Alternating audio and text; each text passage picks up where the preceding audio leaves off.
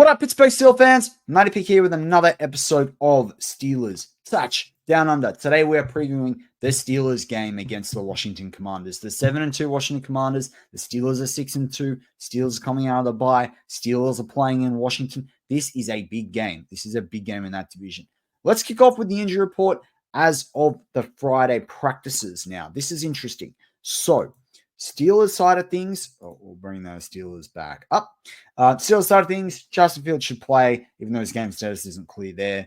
Ben Skowronek, he is questionable. Terrell Edmonds is out. That kind of is a loss with the tight ends available and the bigger wide receivers for the Washington Commanders. That kind of sucks that Terrell Edmonds is out.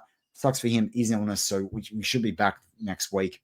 Tyler Matakevich is questionable. Nick Herbig is out. Obviously, the Steelers brought in Preston Smith. Obviously, the Steelers have guys like Jeremiah Moon that can fill in as well. I don't see this as being a massive loss, but obviously we want to get Herbig healthy down the stretch.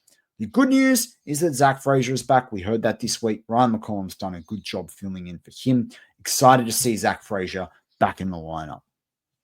On the flip side, we go to the Washington Commanders. They made a big trade this week for Marshawn Lattimore. He's going to be out for this game, though, so that creates opportunities for the Steelers in the pass game. Cornelius Lucas, one of their key tackles, he is out as well. That's going to create opportunities for the Steelers pass rushers.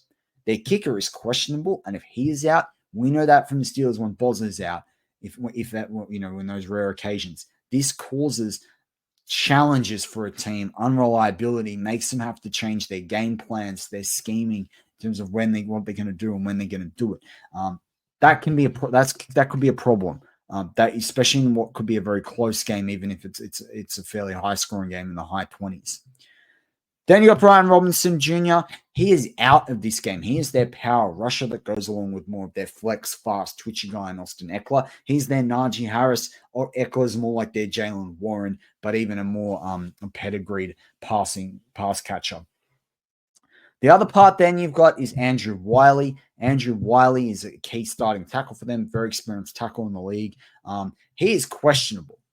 So that kind of sucks because if they've got for them, if they have Cornelius Lucas out and Andrew Wiley is out, that is going to be big opportunity for the Steelers pass rushers. And then, of course, they've got Colson Yankoff, one of their tight ends. He's out as well. They needed to be moving the ball around with different receivers, including their tight ends.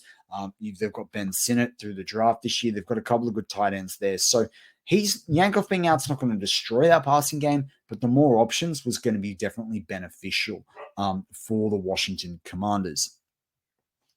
From a statistical perspective, comparing the teams, the Steelers 6-2, 3-1 home record, 3-1 away record.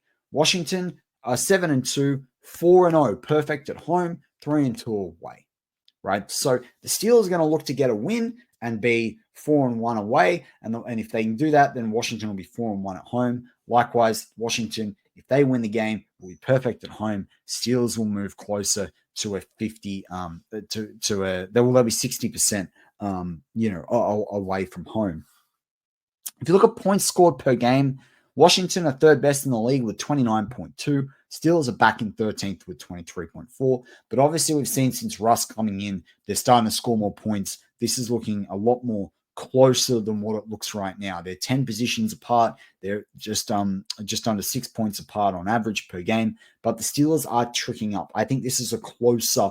I don't think there's a deep advantage in Washington in terms of scoring those points. But they are a high-profile, high-powered offense and a potent offense, and the Steelers have to be careful of that.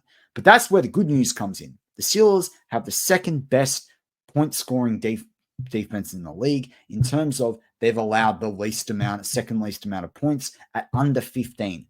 14.9 points is incredible 8 games into the season. Washington have allowed 21 points.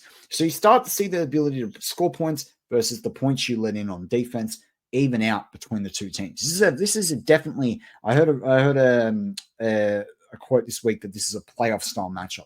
These are two very good teams, very even teams. This is going to be interesting.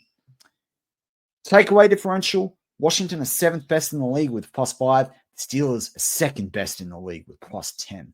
So Washington, Jaden Daniels, rookie quarterback, done very well since coming out in college, leading Washington to 7-2 under the leadership of Dan Quinn, head coach, and Keith Cliff Kingsbury.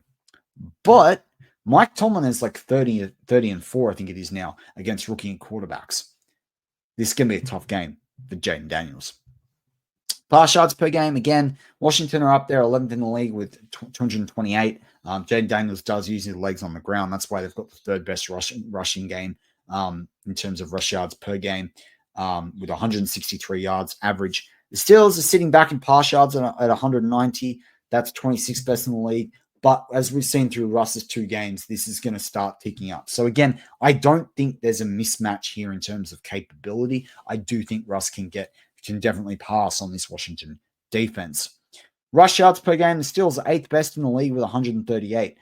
But unlike the 163 with Washington, which they've got through Jaden Daniels, Brian Robinson Jr., who we said was out, and Austin Eckler, they don't have Brian Robinson Jr. this week.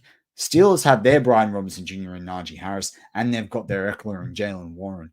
And you've obviously got still mobility available with Russell Wilson. So again, I think this is a lot more level than what a lot of people would think when you just look at the sheer numbers. From defensive yards per game, the Steelers allow 219, 21st most allowed of defensive pass yards per game. So that's quite a bit there. Washington only allow 183. But Washington on the flip side allow 143 rush yards. And the Steelers have runners, as we just talked about there as we're talking about with Najee. When you were talking about Jalen Warren, when you were talking about what Calvin Austin could do in this week game if we ever see that again. When you think about Russell Wilson or even a special scheme or set of plays or drive with Justin Fields that comes in potentially. And the Steelers only allow 90 yards average per game, which is 4th best in the league rush yards. So they're going to be able to put Washington under some pressure there. And if the Steelers can get to a quick lead, this game is going to become very stressful very quickly for Washington.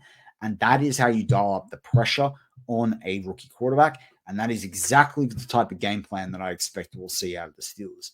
So this game is looking very, very winnable for the Steelers. It is going to be a tight game. Washington are one of the best teams in the league on record right now.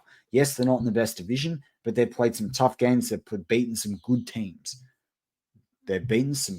Remember that. The Steelers are in exactly the same boat. So I'm excited to watch this game, not only because it's just the Steelers playing and them coming out of the bye, but this is going to tell us a lot about where the Steelers are going to go. This is going to be a playoff-style matchup. It's not someone they're going to have to meet again unless both teams make the Super Bowl. But it is going to demonstrate just how far the Steelers have to go in their season or just how far they've already come through the season so far and coming out of the bye as well. But you let me know in the comments, you have a score prediction. I think it's going to be somewhere in the 20s, but I think it's going to be high. I think both teams will score plus 26 points unless the Steelers can shut down Washington completely. Maybe it's a 27-23 Steelers or something like that. But you let me know in the comments what you think. Can the Steelers get it done against Washington? What's the score going to be? Who's going to be the player of the game for the Steelers? Who's going to make it happen? Who's going to get that win? I'm Matty P. As always, go Steelers.